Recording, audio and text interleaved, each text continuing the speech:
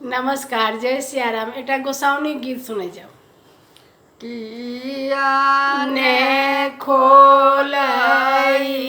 छी के बार है जानानी किया ने खोलाई छी के बार को खाना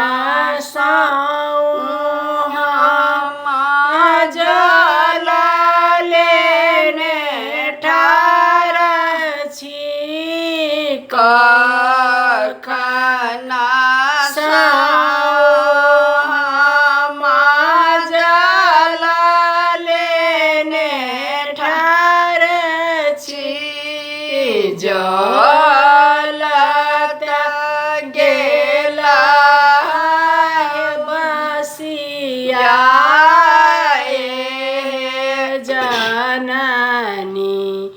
किया ने खोलाई छी के बार खाना हम फूल लेने ठार छी खाना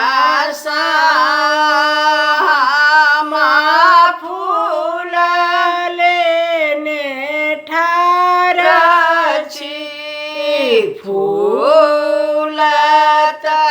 गेला हे जाननी किया ने खोलाई छी के बार खाना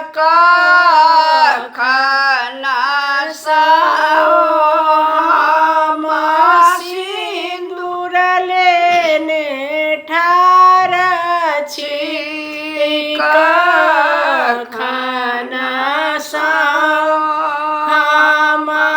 सिंदूर लेने ठार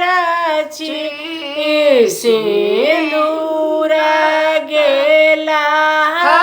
बिकाए जाननी किया ने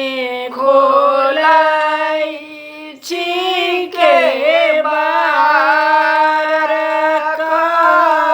खाना हम लाडू लेने ठार छी खाना हम लाडू लेने ठार छी लाडू गेला बसिया हे जाननी किया ने खोलाई छी के बार